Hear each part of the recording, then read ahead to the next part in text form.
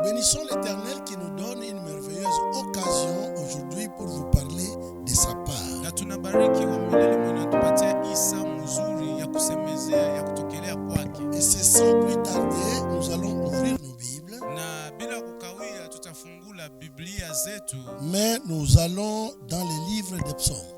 Lakini tunaenda mkitabu ya Zaburi. Nous allons lire Psaume chapitre 79. Tutasoma Zaburi sura yake 79. Du verset 10 au verset 11. Mstari wake wa 10 mpaka wa 11.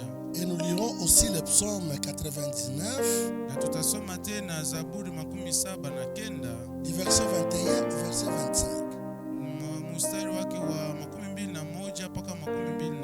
Lisons passons à la première lecture dans le psaume 79. Na tuanze usomi wa kwanza mzaburi 79. 10 à 11, lisons la parole de Dieu. 10 mpaka 11 tusomeni neno la Mungu. C'est le psaume d'Asaph. Ni Zaburi ya Asafa. Il pose une question aux nations. Anauliza ulizo moja kwa mataifa. Et c'est cette question que je vais vous poser, vous qui me suivez. Na njoo ulizo ndamiuliza mwe mko nanifuata. Pourquoi les nations diraient-elles où est leur Dieu? Kwa nini mataifa watasema Mungu wao iko wapi? Qu'on sache à notre présence parmi les nations Wajue kwa wapo wetu katikati ya mataifa que tu venges le sang de tes serviteurs, le sang répandu. Kama unarudisha kisasi damu ya watumishi yako, damu ile limwangika. Que les gémissements des captifs parviennent jusqu'à toi. Kuugua kwake waliofungwa kuwe mbele yako. Par ton bras puissant, sauve ceux qui vont périr. Kwa kadiri ya ukubwa wa uwezo wako uchunge wale wa mauti. Nous sommes dans Psaume 89. Tuko mu Zaburi 89. 21 à 25, nous lisons la parole de Dieu. 21, 25 tusome neno la Mungu. Ici, c'est Dieu lui-même qui parle. Hapa ni Mungu yeye peke anasema. Il dit, j'ai trouvé David mon serviteur. Nasema nimekuta Daudi mtumishi wangu. Je l'ai oint de mon huile sainte. Nimempakala mafuta yangu takatifu. Ma main le soutiendra. Mkono wangu utamsimamisha. Et mon bras le fortifiera. Na mkono wangu vile vile utamutia nguvu. L'ennemi ne le surprendra pas. Adui hata mfanyia jeuri. Et le méchant ne l'opprimera pas. Wala wana wa uovu hawatamtesa. J'écraserai devant lui ses adversaires. Nitaponda watesi wake mbele yake. Et je frapperai ceux qui le haïssent. Na kuwapiga wanaomchukia. Ma fidélité et ma bonté seront avec lui. Na uaminifu wangu na rehema yangu zitakuwa pamoja naye. Et sa force s'élèvera par mon nom. Na kwa jina langu pembe yake litatukuzwa. Notre thème est tiré juste de notre première lecture. Na kishina yetu inatokelea paka mwile usomi yetu ya kwanza. Pourquoi les nations diraient-elles où est leur Dieu? Kwa nini mataifa batasema hivi Mungu wao iko wapi? Et heureux le peuple qui connaît les sons de la trompette. Na heri taifa ile najua sauti ya baragumu. Bien-aimés dans le Seigneur et vous tous qui me suivez pendant ce temps. Wapendwa katika Bwana na wale wote mko mnanifuata kwa hii wakati. Ce qui se passe à travers le monde aujourd'hui, c'est une trompette. Yenyeko napitikana leo duniani yote mzima ni baragumu. Si les hommes ne parviennent pas à découvrir que Dieu est en train de sonner la trompette. Kama batu abafikie kujua ya kama Mungu iko napiga baragumu. Mais dis-moi par cette exhortation que vos âmes ou vos esprits se réveillent. Lakini kupitia subutisho manafsi yenu au maroho yenu ilamke. Moi je sais que vous traversez des temps très difficiles dans vos vies. Mimi najua mie kama mko mnaishi wakati ya magumu sana maisha yenu. Les temps qui n'a jamais marqué l'existence du monde depuis sa création. Ni wakati yenye yagusaka kuishi kwa dunia tangia umbili wake. C'est pour la première fois dans l'histoire que le monde puisse passer des moments comme celui-ci. Ni ndio mara ya kwanza muhistoria dunia ipitishe wakati saa hii. Vous allez me dire, pasteur, il y a eu aussi la peste dans les temps. Na mtaniambia pastori kulikuwa tauni na wakati ile iliyopita. Mais la peste à cette époque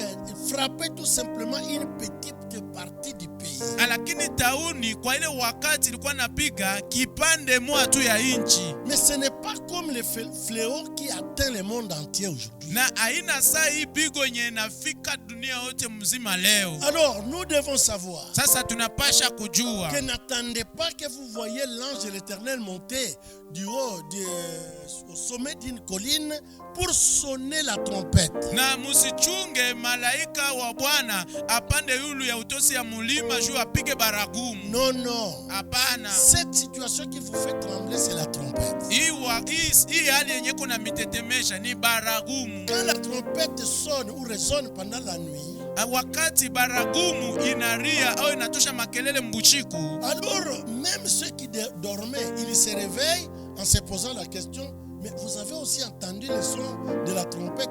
Qu'est-ce qui se passe dans notre pays? Ata bale banaria, bale benye biko bakulala, batalamuka banauliza mulisikiana mwe makelele ya baragumu. Pourquoi? Parce qu'ils doivent se poser la question, qu'est-ce qui arrive? Juu ya nini? Juu banapasha julizo nini iko napitikana? Il y a des problèmes dans notre pays ou dans notre ville. Kuko mambo ndani ya nchi yetu au ndani ya mgini yetu. Aujourd'hui, nous ne parlons pas de du pays ou de notre ville. Na leo atusemeze juu ya nchi au juu ya tauni yetu. Parce que la situation concerne le monde entier sans exception. Juu hii hali inaangalia dunia yote mzima bila kuacha hata nchi moja.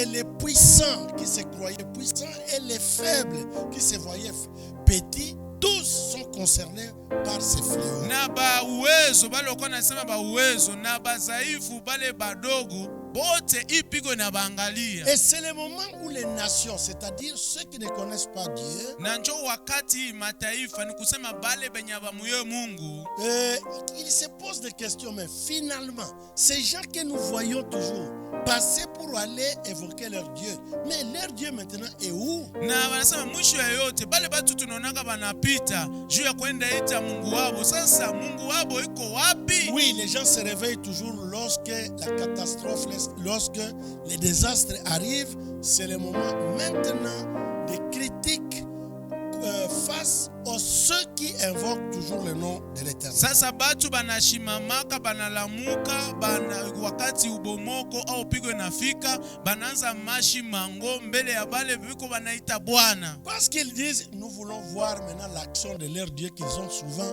l'habitude d'invoquer. Juu banasema tunataka kuona sasa tendo ya Mungu wabo mbanazobeleaka mara mingi kumuita. Bien-aimés dans le Seigneur, Wapendwa katika Bwana, Jésus pendu sur la croix, Yesu mwenye kutundikiwa kumusalaba, même les passants, ata bakupita munjia ils se moquaient de lui. balikuwa na muchekelea. Lui qui s'occupait des autres, qui ouvrait même les yeux des aveugles. Yeye mwenye alikuwa anashurikia bengine, alikuwa anafungula hata macho ya vipofu. Lui qui ouvrait la bouche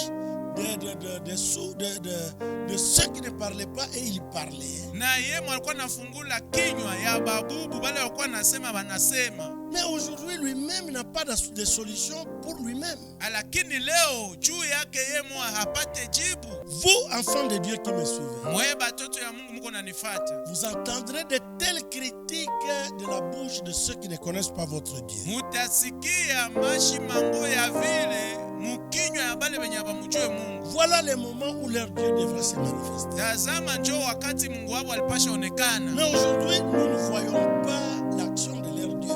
Où est la main de leur Dieu? Lakini leo atuone tendo ya Mungu wao, mkono ya Mungu yao iko wapi? Alors la réponse est simple à cette préoccupation. Sasa jibu iko ya kidogo sana kufatana na hii mambo. Le psalmiste dit, notre Dieu est au ciel. Sasa mtunga Zaburi anasema Mungu wetu iko mbinguni Et il fait tout ce qu'il veut.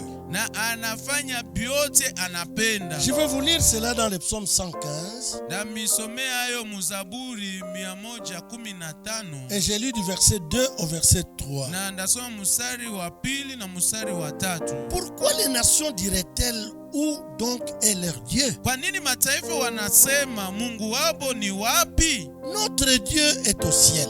Lakini Mungu wetu iko mbinguni. Il fait tout ce qu'il veut. Anafanya neno lote linalo Notre Dieu est différent des idoles. Mungu wetu anaachana na masanamu. Bien-aimés dans le Seigneur. Wapendwa katika Bwana, Les idoles ne bougent pas, ne parlent pas, n'agissent pas. masanamu aitingizikake, aisemake, aitenkake. Mais notre Dieu, il parle. Lakini Mungu wetu anasemaka. Mais seulement c'est un Dieu patient. Lakini tu ni Mungu mvumilivu. Il voit des choses qui arrivent. Anaona vitu binafika. Son calme ne dit pas qu'il n'est pas là. Na kimya yake haitaki sema hana ako. Notre Dieu est vivant. Mungu wetu iko hai. La Bible dit il est au ciel. Na Biblia inasema iko mbinguni. C'est-à-dire il est au ciel en haut. Ni kusema iko mbinguni juu. Et il contrôle ce qui se passe sur la terre parmi les fils des hommes. Na iko naangalia vyote iko napitikana hapa duniani katikati ya wana wa mtu. C'est pourquoi dans le psaume 73, le psaume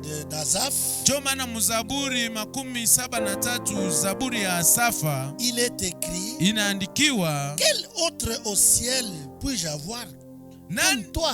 Nani mwingine mbinguni ndeza kuwa naye kuliko weye? Il n'y a que toi, je n'ai que toi au ciel. Ni paka wewe njo niko naye mbinguni. Alors vous tous frères et sœurs qui me suivez, Sasa mwe bote ndugu na dada mko nanifuata. ce n'est pas le temps d'écouter les critiques de la bouche des païens. Haina wakati ya kufata mashi mango ya mkinywa ya bapagani. L'Éternel notre Dieu, Bwana Mungu wa milele wetu, comme je vous le répète toujours, sasa vile mimi namerudilia kayo kila mara. la Bible dit il ne dort ni ne sommeille. Biblia inasema halale ala habungile. Il est au contrôle de cette situation. Iko naangalia hii mambo. Mais dès que son temps arrivera, Lakini wakati tu yake kifika, il étendra sa main atanyolosha mkono yake. et vous verrez ce que l'Éternel va opérer parmi les hommes. Na mutone nye Bwana atatenda katikati ya binadamu. Je suis dans le psaume 73, le psaume d'Asaph. Niko mu Zaburi 73, zaburi ya Asafa. Je lis du verset 22 au verset 25. Nasoma mstari wake 22 mpaka 25.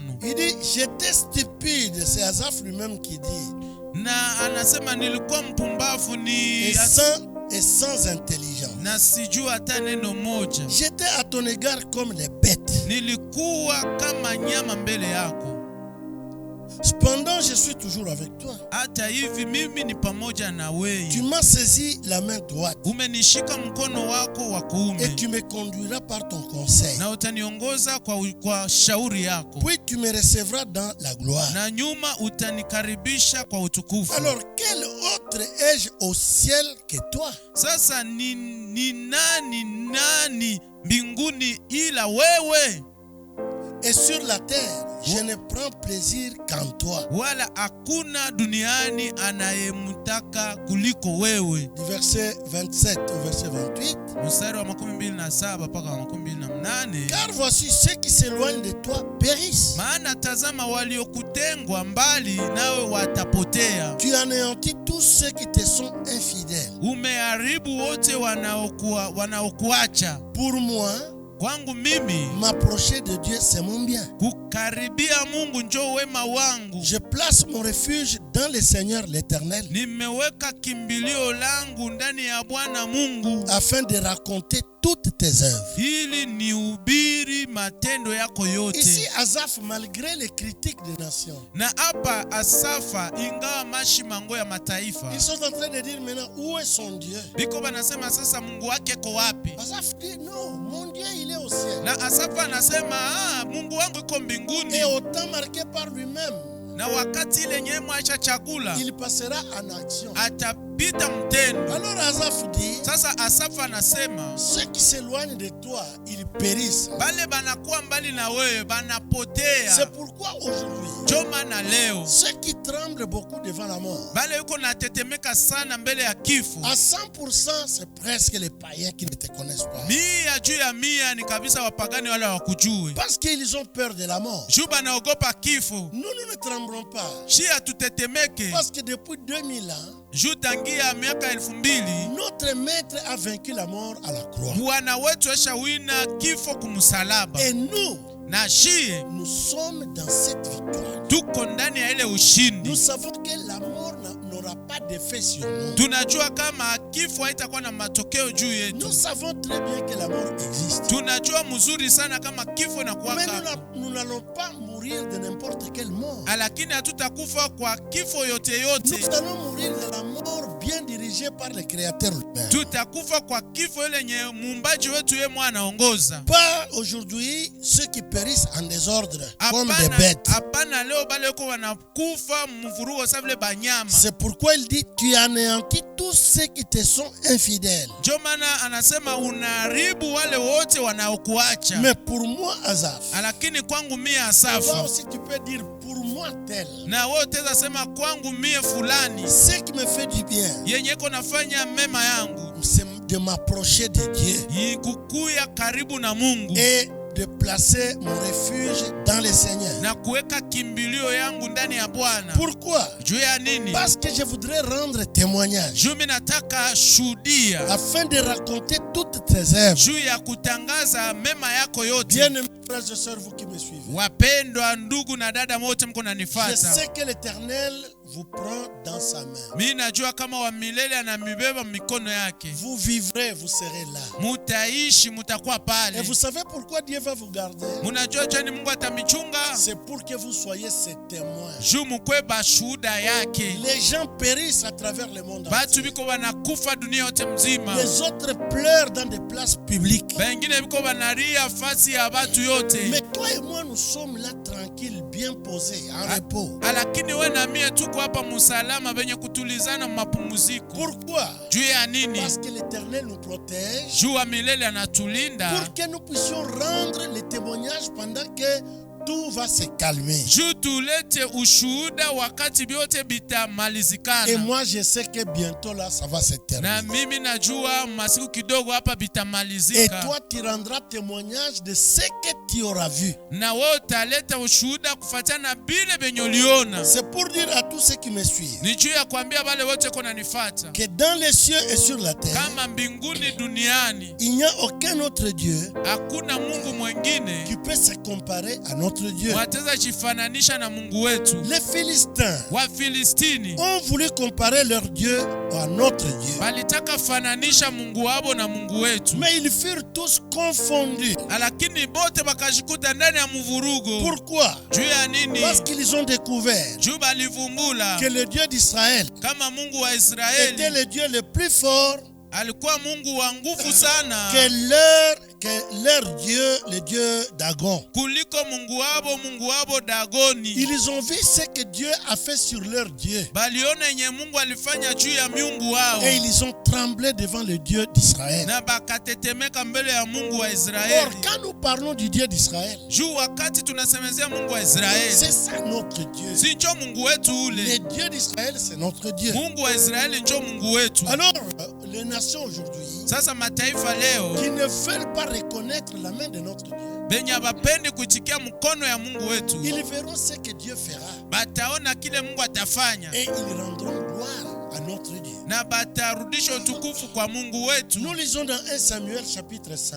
Tunasoma Musamueli wa kwanza sura yake ya 5. Nous allons lire du premier verset. Tutasoma mustari wake wa kwanza. 1 Samuel Samueli wa kwanza au chapitre 5. sura yake ya 5. Attendez, je prends Samuel, 1 Samuel. 1 Samuel au chapitre 5. Samueli wa kwanza sura yake ya 5. Nous lisons les 12 premiers versets. Tunasoma mistari yake ya kwanza ya 12. Les Philistins prirent l'arche de Dieu Na Wafilistini wakatawa sanduku ya Mungu et ils la transportèrent de Ben-Ezer à Asdod. na wakaileta toka Ebenezeri hata Asdodi. Après s'être emparés de l'arche de Dieu, Kisha kutoa sanduku ya Mungu, les Philistins la firent entrer dans la maison de Dagon et la placèrent à côté de Dagon. Wafilistini wakaileta ndani ya nyumba ya Dagoni wakaiweka kando ya Dagoni. Le lendemain, Na kesho yake les Asdodiens qui s'étaient levés de bon matin wakati Wasdodi walipoamka asubuhi mapema, trouvèrent Dagon étendu la face contre terre wakakuta Dagoni ameanguka chini pahali pake tena devant l'arche de l'Éternel. mbele ya sanduku ya Bwana. Ils prirent Dagon et les remirent à sa place. wakatoa Dagoni na wakamsimamisha pahali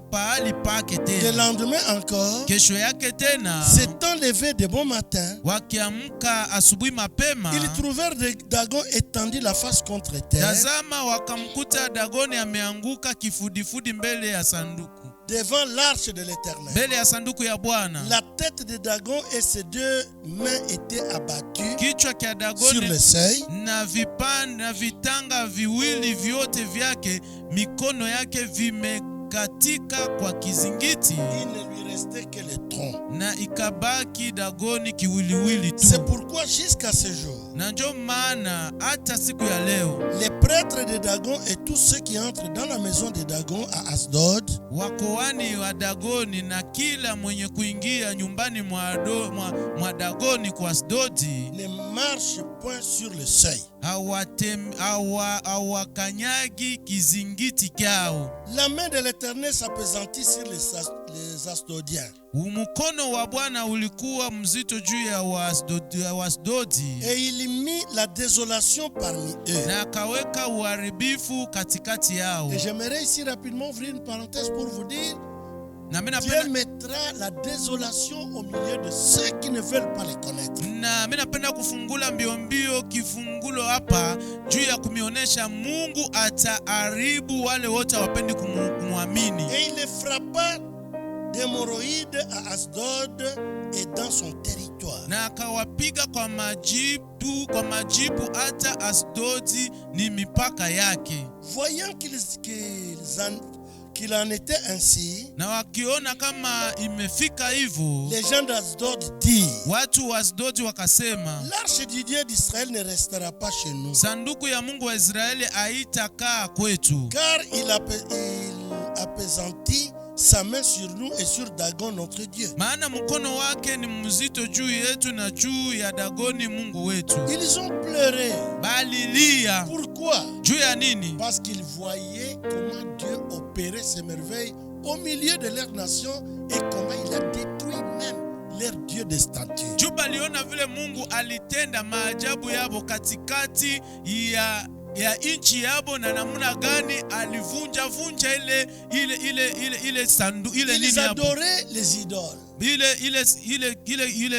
ile kyombo kyao, Ils adoraient les idoles. balikuwa na abudu ile maidoli, Et ils croyaient que ces idoles étaient les véritables dieux. na balikuwa naamini kama ile masanamu ndio ilikuwa Mungu wa kweli, Et ils croyaient na waliwazia que leur Dieu des idoles était plus puissant que le Dieu d'Israël. kama Mungu wao wa masanamu alikuwa wawezo sana kushindia Mungu wa Israeli. Verset 8. Mstari wa 8, Et ils firent chercher et assemblèrent auprès de tous les princes des Philistins et ils dirent, basi wakakusanyisha wakubwa wote wa Wafilistini kwao, wakasema, que ferons-nous de l'arche de Dieu d'Israël? tutafanya nini juu ya sanduku ya Mungu wa Israeli? Ils ont pris cette arche, c'était la joie pour eux. Balibeba ile sanduku, ilikuwa furaha kwao. Et ils minimisaient Israël qui a perdu l'arche de leur Dieu. Na bakazarau Israeli ule alipoteza sanduku ya Mungu Mais wake. lorsque l'Éternel a commencé à travailler au milieu d'eux comme Dieu d'Israël, Na wakati wa milele alianza kutumika katikati yabo sa vile Mungu wa Israeli. ils ont pleuré en disant, que ferons-nous de cette arche qui appartient à Dieu d'Israël? Na bakalia bakasema, tutafanya nini mbele ya hii sanduku yenyeko ya Mungu wa Israeli? Les princes d'Asdod dirent Watawala wa Asdodi wanasema, que l'on transporte à Gath l'arche de Dieu d'Israël. tupeleke kugati hii sanduku ya Mungu wa Ils Israeli. commencèrent à avoir peur lorsque l'arche était là. Bakaanza ogopa pale sanduku ilikuwa kingali Parce pale. qu'ils savaient qu'ils vont périr tous. Juu balijua kama bote bataharabika. Parce que l'arche représentait le Dieu vivant d'Israël. Juu sanduku ilikuwa wakilishi ya Mungu wa Et Israeli. l'on y transporta l'arche de Dieu d'Israël. Na wakahamisha sanduku ya Mungu wa Israeli. Mais après qu'il eut été était transportée, na ilikuwa wakati walipoihamisha, la main de l'Éternel continuait à opérer. mkono wa Bwana ulikuwa juu ya mji wao, La main de l'Éternel fut sur la ville, na mkono wa Bwana ulikuwa juu ya mji, et il y eut une très grande consternation. na kukakuwa kufadhaisha sana, Il frappa les gens de la ville, akipiga watu wa mji depuis les petits jusqu'aux grands, tangia wakubwa mpaka kuwadogo, et ils eurent une éruption d'hémorroïdes. na wakapata majipu sana. Alors ils envoyèrent l'arche de Dieu à Écron. Basi wakaleta sanduku ya Mungu kwa Ekroni, Les gens étaient dans la débandade totale. na batu balikuwa mvurugo kabisa. Même dans ce monde, il y aura la débandade totale. Hata ndani ya dunia imutakuwa mvurugo kabisa. Même ceux qui ont organisé ce virus Hata bale benye balianza hii mambo ya virusi, et qu'ils ont jeté le virus vers les faibles. na bakatupia virusi kubale bazaifu. J'informe déjà au monde entier que Dieu se lèvera. Na mimi najulisha dunia yote mzima kama Mungu atachimama. Dieu ne restera pas calme, il va passer aux actions. Mungu hatabakia kimya, ataingia mtendo. Parce qu'aujourd'hui, Juu leo nous n'avons plus la paix, hatuna tena na nous salama, sommes dérangés tuko benye à kuhangaika cause de ces fléaux qui dérangent la vie du monde. kwa sababu ya hii bigo iko nahangaisha maisha ya mtu. Au verset 10, la Bible dit: Mstari wake wa 10 Biblia inasema, alors ils envoyèrent l'arche de Dieu à Écron. basi wakahamisha sanduku ya Mungu ku Ekroni. Ils ont passé d'un lieu à un autre lieu suite à la peur qu'ils avaient. Balipita kwa fasi moja kwenda kufasi ingine kufatana na boga ya Bwana. Lorsque l'arche de Dieu entra dans Écron, Na ilikuwa wakati sanduku ya Bwana iliingia Ekroni, les Écroniens poussèrent des cris en disant: wa Ekroni wakalalamika wakisema, on a transporté chez nous l'arche de Dieu d'Israël wameleta sanduku ya Bwana wa Israeli kwetu pour nous faire mourir, nous et notre peuple. juu ya kutuua sisi na watu wetu. Mais lorsque l'Éternel ne s'était pas manifesté encore, Lakini wakati Bwana alikuwa siaonekana, mais les Philistins célébraient et ils voyaient qu'ils étaient le plus puissants que l'Éternel Dieu d'Israël. na Wafilistine balikuwa na furaha, wanafanya karamu banuna, sababu balikuwa bangufu sana kushindia Bwana Mungu Mais wa lorsque Israeli. l'Éternel est passé en action, Lakini wakati ilifika Bwana anaingia mtendo, c'était les cris de douleur et de larmes qui coulaient. ilikuwa kilio ya maumivu na machozi ndio lianza toka. Verset 11, ils firent chercher et assemblèrent tous les princes des Philistins. Mstari wa 11, basi wakatuma na wakakutanisha wakubwa wote wa Et Filistini, il dit: na wakisema, renvoyez l'arche de Dieu d'Israël, ondosheni sanduku ya Mungu wa Israeli, qu'elle retourne en son lieu irudi pahali pake, et qu'elle ne nous fasse pas mourir, na isituuishe nous et notre peuple. sisi na watu wetu. Car il y avait dans toute la ville une terreur mortelle. Kwani kulikuwa kufadhaika hata kufa katika mji wote. La main de Dieu s'appesantissait fortement. Mkono wa Bwana ulionekana mzito sana. Les gens qui ne mouraient pas étaient frappés d'hémorroïdes. Watu wale wasiokufa walipigwa kwa majipu, Et les cris de la ville montaient jusqu'au ciel. na kilio kya mgini kikafika hata mbinguni. Bien-aimés dans le Seigneur, Wapendwa katika Bwana, et vous tous qui priez et qui êtes toujours à genoux, na mwe bote muko maombi na muko paka kumagoti, sachez que votre victoire, mujue kama ushindi yenu c'est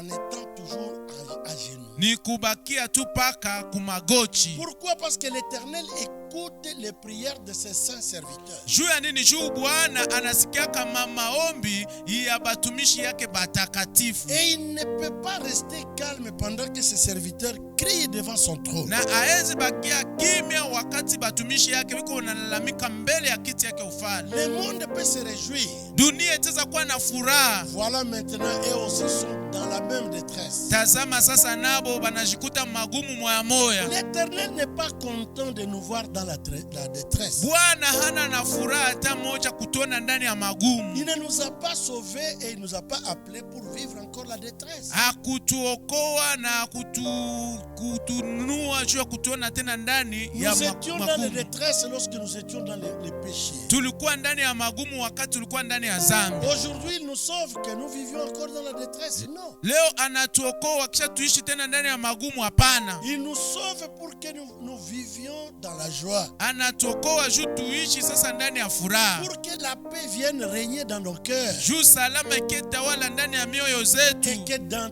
nos familles, nous soyons en repos. Na ndani ya jamaa zetu tukuwe ndani ya mapumziko. C'est pour vous dire seulement Ni juu ya kumiambia tu que les nations peuvent tout dire, kama mataifa itaweza sema yote, mais notre Dieu est capable de tout. lakini Mungu wetu anaweza yote. Souvenez-vous des 3 amis de Daniel. Mukumbukeni barafiki yake batatu ya Danieli, Shadrach, Meshach et Abednego. Shadrako, Meshako na Abdenego. On les a liés. Bali bafunga kamba, Bien-aimés dans le Seigneur. bapendwa katika Bwana. Le roi a autorisé qu'on les jette dans la fournaise ardente. Na mfalme akaruhusu babatupe ndani ya tanuru ya moto. C'était le roi de Babylone. Alikuwa mfalme wa Babeli. À cette époque, c'était le roi le plus puissant du monde. Kwa ile wakati ya ile masiku alikuwa mfalme wa uwezo wa kwanza mdunia. Mais il agissait Lakini alikuwa anatenda selon la loi de leur pays. kufuatana na sheria ya nchi yao. Alors il a ordonné aux 3 amis de Daniel Sasa akaagiza barafiki yake bote na Daniel batatu pour qu'ils ne puissent plus faire ce que lui n'a pas autorisé. juu basifanye tena kile kenye mfalme hakusema. Et finalement, Na mwisho ya yote on est venu les arrêter. balikia Et kubakamata on les a traduits devant le roi lui-même. na bakabapeleka mbele ya mfalme yeye Et moya, le roi les a menacés. na mfalme akabashambulia. Comme pour dire, si vous continuez ainsi, vous serez jetés dans la fournaise ardente. Iko sawa vile kusema kama mnaendelesha hivi mutatupiwa ndani ya tanuru ya moto. Mais ils ont pris la parole pour répondre au roi. Lakini bakabeba neno juu ya kujibia Ils ont mfalme. dit, nous n'allons pas servir tes dieux au roi. Bakamwambia tutatumikia ba miungu yako mfalme. Notre Dieu est capable de nous délivrer de la fournaise. Na Mungu wetu uko na uwezaji ya kutufungula ndani ya tanuru ya moto. C'est-à-dire, ils ont reconnu que leur Dieu avait même le droit et le pouvoir sur le feu. Na ni kusema baliyua ya kama Mungu wao uko na mamlaka hata juu ya moto. Parce que c'est lui qui a créé le feu. Juu ni yeye ndio aliumba moto. S'il ordonne, le feu ne peut rien faire. Kama anaagiza moto haitaweza fanya kitu.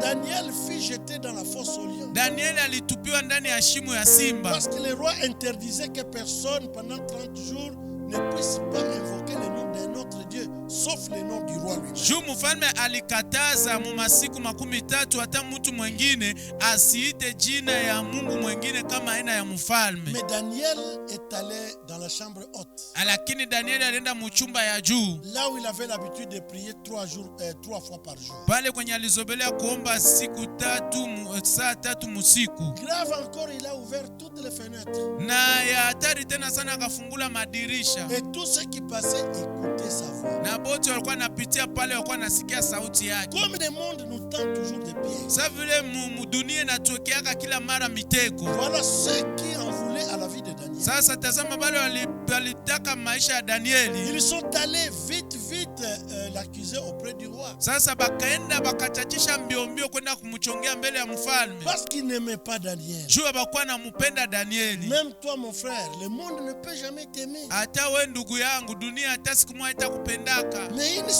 chose qui reste vraie. Lakini kitu moja inabakia ya kweli. Que tu dois savoir que rien ne peut résister devant la décision de notre Dieu. Kama unapasha kujua kama hakuna kitu sasa pingana mbele ya mpango ya Mungu wetu. Shadrach, Meshach et Abednego reconnaissaient la puissance et le pouvoir de leur Dieu. Shadrako, Meshako, Abdenego walikuwa najua uwezo ya Mungu wao. C'est pourquoi ils n'ont pas voulu obtempérer aux ordres du roi. Jo pale bakupenda kuichikia agizo za mfalme Nebukadneza. Ils savaient que leur Dieu s'élèvera le dernier. Balikuwa najua kama Mungu wao atashimama wa mwisho. Et il va faire des choses qui vont étonner toute la population et le roi Nebuchadnezzar lui-même. Na atafanya vitu vitashangaisha wakaaji wote na mfalme Nebukadneza yeye moya. C'est pour vous dire, Nicho ya kumeambia, le jour où lui-même va s'élever comme Dieu, siku ye peke atashimama sa vile Mungu, toute la terre fera silence devant lui. dunia yote itabakia kimya mbele yake. Et tout le monde saura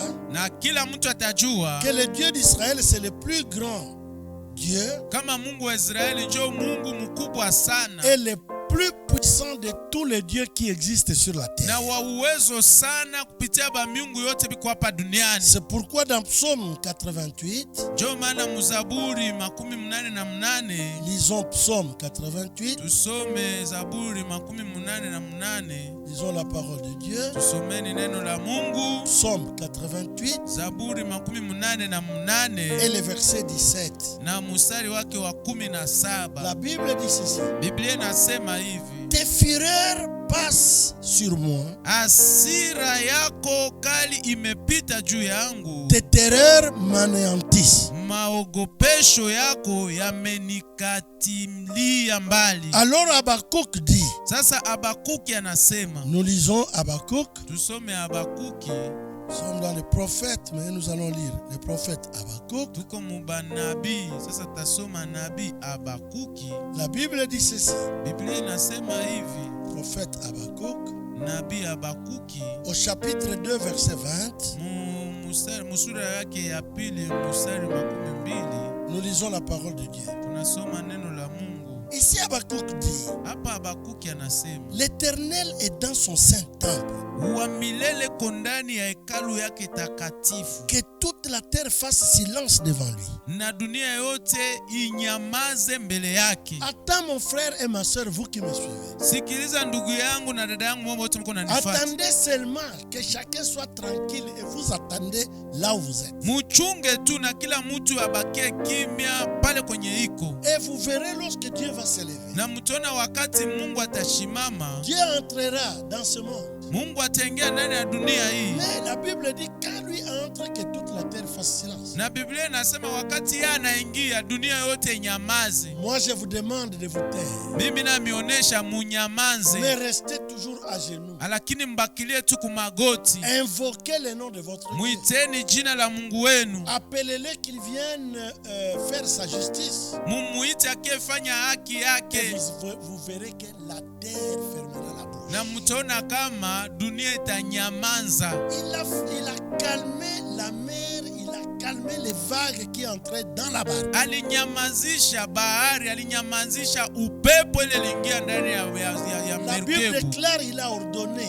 Na Biblia inasema aliagiza, Et tout s'est tu. na vyote vikanyamaza, Et il y eut un grand na silence. kukakuwa kimya munene. Même aujourd'hui, Hata leo dans notre situation, muhali yetu, sachez que Dieu se lèvera mujue kama Mungu atashimama et la terre va se taire. na dunia itanyamaza. Tout le monde glorifiera le nom de notre Dieu. Batu yote batatukuza jina la Mungu wetu. Voilà le message que j'avais à vous transmettre. Jo ujumbe hii nilikuwa nayo ya kumipatia. Que mon Dieu vous bénisse, vous tous qui me suivez pendant ce temps. Na Mungu wangu amibariki mwe wote mko nanifuata mwa hii wakati. Fortifiez-vous par ces petits messages Mujipatie nguvu kupitia hii ujumbe kidogo, et attendez lorsque votre Dieu passera en action. na muchunge wakati Mungu wenu ataingia mutendo. Que Dieu vous bénisse vous tous. Mungu amibariki mwe bote Au nom de Jésus-Christ, katika jina la Yesu je Kristo. vais prier pour vous. Namiombea Seigneur, Bwana, dans le nom de Jésus, ni katika jina la je Yesu bénis tout ton peuple qui me suit. nabariki taifa yako yote iko nanifuata. Merci parce que c'est ta parole. Asante juu ni neno lako. Donc ils ont besoin de cette parole, c'est pourquoi ils suivent. Ni kusema biko na lazima hii neno njoo pale biko naifuata. Ils comptent sur toi et sur toi seul. Bana kutumainia na kutumainia paka we Mungu. Alors lève-toi, Sasa shimama, passe à l'action pita mtendo, pour que le monde juu dunia sache que c'est toi qui es le véritable Dieu. ijue kama wewe ndio Mungu wa kweli, Et en dehors de toi, na inche il yako n'y a point de Dieu qui peut se comparer à toi. hakuna ba miungu batajifananisha na wewe. J'ai confiance en toi. Ninakutumainia Je sais sana. que lorsque tu te tiendras debout, Mimi najua wakati utashimama bwima, personne malgré son pouvoir, hakuna hata mtu ingawa mamlaka yake, aucune autre force hata nguvu ingine ne pourra s'opposer haitaweza pingana à ta décision. kumpango yako. Fais ce que tu as à faire Fanya yote unapasha et fanya, que ton nom soit glorifié. na jina lako Au litukuziwe. nom de Jésus-Christ, Katika jina la Yesu nous Kristo allons de prier. tunatoka kuomba. Amen. Amen. Que Dieu vous bénisse. Mungu ambariki.